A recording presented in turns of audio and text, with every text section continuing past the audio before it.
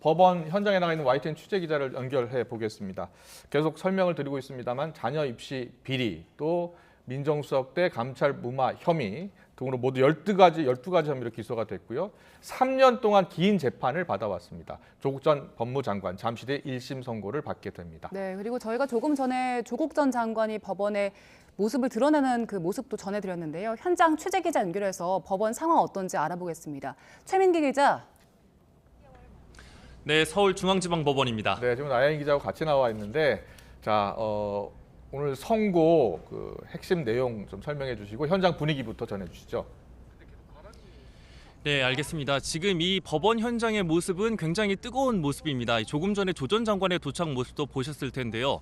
네이비 코트에 흰색 마스크 차림으로 보신 것처럼 취재진의 질문에는 아무런 말도 하지 않고 입장을 했습니다. 이 조 전 장관의 1심 선고 잠시 오후 2시부터 시작될 예정입니다. 이 재판에 넘겨진 지 3년 2개월 만에 받는 첫 사법부의 판단입니다. 이 정치권은 물론이고 사회 전체가 촉각을 곤두세우고 있는 이번 1심 선고, 나혜인 기자와 함께 자세히 짚어보겠는데요. 나혜인 기자, 이 조 전 장관과 그 가족들의 의혹으로 사회적으로도 내로남불 비판이 굉장히 많았는데 네. 지금 이 법원이 굉장히 시끄럽고 굉장히 뜨거운 상황 아닙니까? 현장 분위기 좀 한번 설명해 주시죠. 네, 저희가 지금 법원 건물 뒤편에 나와 있는데 저희 뒤로 보이는 건물 너머로 지금 지지자들이나 유튜버의 그런 함성 소리가 그대로 고스란히 전해지는 상황입니다. 앞서 조국 전 장관이 기자들의 질문에 답하지 않고 법정으로 향하는 모습 직접 지켜보셨는데요. 선고 한 1시간쯤 전인 오후 1시쯤부터 조국 전 장관 지지자들이나 유튜버들이 미리 설치된 포토라인을 넘어오려고 법원 방호 요원들과 잠시 충돌을 빚는 경우도 있었고, 또 지금 법원 삼거리 앞에서는 또 집회가 열리고 있지 않습니까? 그렇습니다. 지금 현장에 나가 있는 저희 기자의 말에 따르면은 지금 조국 전 장관 지지자들이 한 수십 명 규모 모여 있고, 또 조국 전 장관을 처벌해야 한다는 그런 보수단체들도 한 10명 남짓 모여 있다고 하는데, 그 법원 거리에 현수막과 스피커를 설치해서 지금 열띤 그 집회를 벌이고 있고, 양측의 감정이 격해져서 고성이나 간혹 욕설을 주고받는 경우도 있다고 합니다. 지금 경찰이 현장에서 또 여러 대의 버스를 동원해서 현장의 충돌을 막고는 있는 상황입니다. 지금 법원에서는 지금 잠시 뒤인 오후 2시부터 선고가 시작되기 때문에 그 현장에서 오늘 선고를 방청하려는 방청객들의 입장도 시작되고 있는데, 그렇습니다. 오늘 네. 방청객들은 사전에 추첨을 거쳐 이제 당첨된 그 시민들만 들어갈 수 있는 거죠. 네, 그렇습니다. 이 추첨을 사전에 미리 했는데요. 온라인 추첨을 통해서 한 30명 정도 이렇게 했는데 한 90명 정도 몰렸으니까 3대1 정도의 경쟁률을 기록했다고 해요. 취재 열기가 상당히 뜨거워서 취재진을 위한 중계 법정도 마련이 됐고, 이 정경심 전 교수 같은 경우에도 방청권을 추첨했었는데 당시에 이제 코로나 상황이 워낙 이제 유행했기 때문에 좌석 제한이 좀 있었고 기자들의 자리 경쟁이 굉장히 치열하지 않았습니까? 이번에도 굉장히 많은 기자들이 취재를 하기 위해서 모인 것으로 이렇게 저희가 보니까 확인이 됐습니다. 오늘 재판은 이곳 법원의 서관 311호에서 진행이 됩니다. 이 조 전 장관의 선고는 대등재판부에서 이루어지는데요. 이 대등재판부 같은 경우에는 이 보통의 재판에서는 진행을 주도하는 재판장의 권한이 굉장히 강한 부장판사와 또 배석 판사 2명으로 이렇게 구성이 돼 있는데, 이 대등재판부 같은 경우에는 판사 3명이 대등한 위치에서 이렇게 치열하게 법리 검토를 하기 때문에 이 의견이 갈릴 경우에 상당히 치열한 이제 법리 검토를 한다고 이제 들었습니다. 근데 이 지금 재판부 안에서도 형량까지 정하기 전에 벌써 이미 사안별 유무죄에서 이 판단이 크게 엇갈렸던 것으로 전해지고 있습니다. 이 선고 결과가 언제쯤 나올까 또 궁금하신 분들이 많을 텐데요. 이 부분에 대해서도 잠깐 좀 설명을 해주실까요? 네, 일단 통상 선고가 내려지게 되면 재판장과 재판부가 이제 입정을 해서 피고인들의 출석 확인을 하게 됩니다. 그다음에 변호인이 누가 왔는지도 체크를 하고요. 그다음에 이제 기본적으로 공소 사실에 대한 유무죄 판단, 그거를 이제 상당한 시간 하게 되고, 그 형량 같은 최종 주문은 이제 마지막에 낭독을 하게 되는데, 그 2020년 12월에 정경심 전 교수가 1심 선고를 받을 때는 그 선고 시작부터 주문 낭독까지 1시간 20분이 걸렸습니다. 오늘도 이제 피고인도 그때보다 많고, 또 조국 전 장관이 받고 있는 혐의가 워낙 또 여러 가지지 많죠. 않습니까? 네. 그렇기 때문에 오늘도 그에 준할 정도로 아마 1시간은 넘지 않을까 싶은데, 주문 그 선고 결과가 나올 때까지는 상당한 시간이 걸릴 것 같습니다. 네, 그 법리적 다툼이 워낙 많기 때문에 지금 뭐 2시간도 걸릴 수 있다 이런 전망이 나오고 있는데 그건 이제 좀 더 지켜봐야 될 것 같고요. 오늘 이제 사실 피고인들도 전부 다 나오는 자리이지 않습니까? 모두가 나온 자리에서 어떤 이제 선고가 내려질지도 굉장히 궁금증이 이제 커지고 있습니다.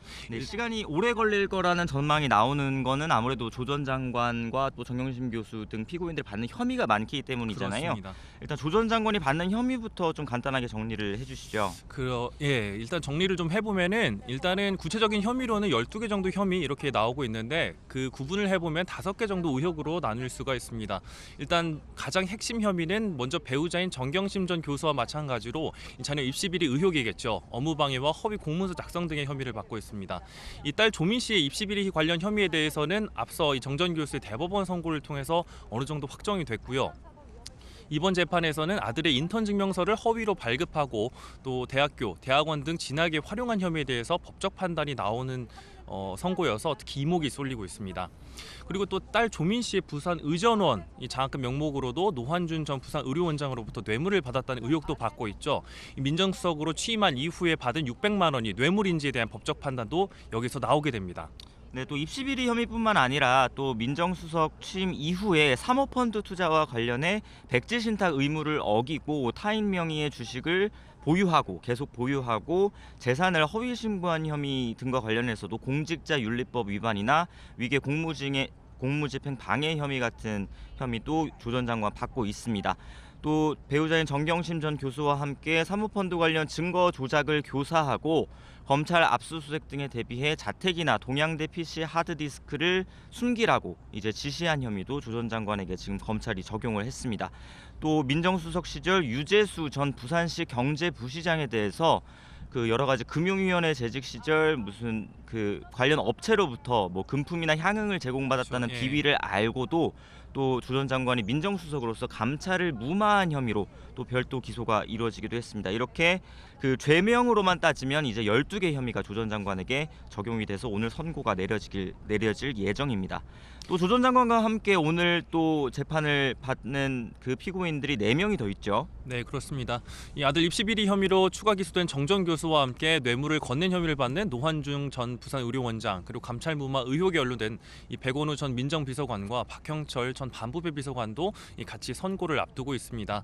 이 앞서 검찰은 지난해 12월 이 조 전 장관의 결심 공판에서 이 조 전 장관에게 징역 5년과 추징금 600만 원 또 벌금 1,200만 원을 선고해달라고 이렇게 재판부에 요청을 했습니다.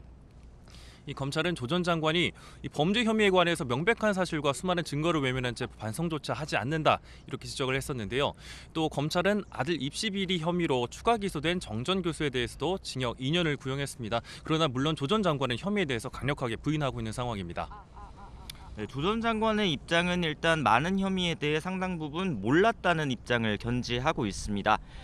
그 배우자인 정경심 전 교수의 판결에서 조 전 장관이 직접 위조했다고 결론난 서울대 공익인권법센터 인턴 증명서나 부산 호텔 인턴 증명서 같은 위조 혐의는 전면 부인하고 있고 그 앞서 정 전 교수 대법원 판결에서 확정된 딸의 입시 비리도 자신은 이제 허위성이 있는지 인식하지 못했다 이런 취지로 주장을 하고 있습니다.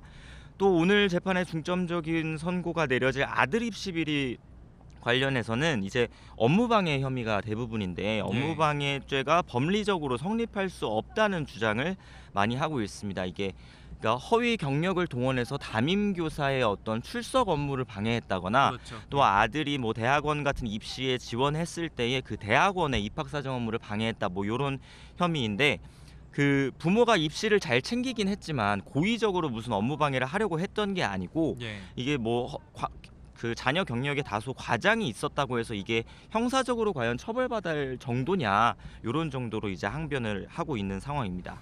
그런 만큼 사실 이제 주요 혐의에 대해서 굉장히 쟁점이 많고 그다음에 법적으로 다투고 있는 부분이 있는데 1심 그 재판부가 어떤 판결을 날지 굉장히 관심입니다. 일단 뇌물수수 감찰 무마 등에 관련해서 전면 부인하고 있는데 이 직무 관련성과 직권 남용은 없었다고 하면서 이 전면 부인하고 있는 상황입니다. 이 노환준 전 원장이 자신의 딸에게 이 장학금을 줄 당시는 이 박근혜 정부 시절이었는데 자신은 대표적 반정부 인사였다. 무슨 덕을 보려고 보험성 특혜를 줬겠느냐 이렇게 주장을 하고 있습니다. 또 사모펀드 관련해서도 이 부인이 재산 관리를 하고 있어서 잘 몰랐고 또 김경록 그 자산관리인이 증거 인멸을 한 사실도 자신은 몰랐다 이렇게 또 진술을 하고 있는 상황이죠. 이 조 전 장관은 최후 변론에서 굉장히 억울한 모습을 나타냈습니다. 이 자신과 자신에게 이 느슨한 기준을 적용하면서 많은 사람의 기대에 부응하지 못한 점은 반성한다 고개를 숙였습니다. 그렇지만 초정밀 수사를 벌인 검찰의 수사 앞에서 이 멸문지와의 고통을 느꼈고 그간의 삶이 생지옥 같았다 이렇게도 토로를 했습니다. 네, 이제 사실 조 전 장관이 계속 이제 가족 전체를 이제 겨냥해서 전방위 수사가 이루어졌고 예, 그렇습니다. 뭐 멸문지와 이런 표현까지 쓰면서 억울함을 호소했는데 실제 조 전 장관은 가족들 이제 대표적으로 배우자인 정경심 전 교수가 이미 딸 입시 비리 혐의로 징역 4년을 확정받아서 복역 중이고 그다음에 조 전 장관의 오촌 조카죠 조범동 씨가 사모펀드 운용사 코링크피의 횡령과 배임죄 등으로 징역 4년을 확정받았습니다. 또 조 전 장관 동생 조건 씨 역시 웅동학원 채용 비리와 관련해 징역 3년을 확정받기도 했습니다. 이처럼 사실 이런 부분은 사실 이제 조 전 장관의 선고에 있어서 법적 판단에 있어서 상당히 불리한 부분일 수가 있는데 좀 전망을 살펴보면은 아마 혐의가 워낙에 많은 만큼 전면 무죄가 나오기는 좀 어렵지 않을 것이냐는 게 이제 법조계의 전반적인 인식이긴 합니다. 특히 앞서 이 정경심 전 교수 같은 경우에 대법원에서 이미 유죄 확정을 받지 않았습니까? 이 조 전 장관이 이제 얼마나 공모했는지 이 여부가 이 관건이 될 것으로 보입니다. 또 아까 말씀드린 것처럼 직접 위조한 부분에 대해서도 판단이 있을 거거든요. 그렇기 때문에 또 이제 이 아들 그 인턴 증명서 같은 부분에 대해서는 최강욱 의원이 이제 업무방해 혐의로 항소심 유죄 선고심이 진행 중입니다. 예, 말씀하신 대로 딸의 입시 비리와 관련해서는 이미 정경심 전 교수 판결이 있기 때문에 여기서 이제 조 전 장관의 공모 여부만 이제 인정을 한다면 재판부가 유죄 판결은 피할 수 없을 것으로 보이고요. 다만 이제 아들 입시 비리 관련해서는 뭐 정 전 교수나 조 전 장관 모두 오늘 그 1심 첫 판단이 나오게 됩니다. 또 뇌물수수, 감찰무마 이런 혐의에 관련해서도 사실 감찰무마 같은 경우는 직권남용 혐의인데 이 혐의 같은 경우는 법리적으로 사실 성립하기가 그렇게 간단한 그런 쉽지 혐의는 않죠. 아닙니다. 그렇기 때문에 다툴 여지가 있어 보이고요.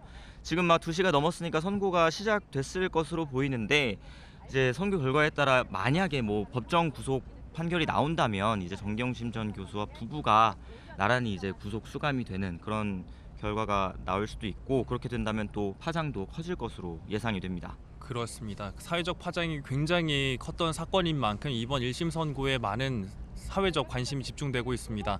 이 재판부의 선고가 이제 계속해서 이루어질 텐데 이후에 법원 상황도 자세히 전해드리도록 하겠습니다.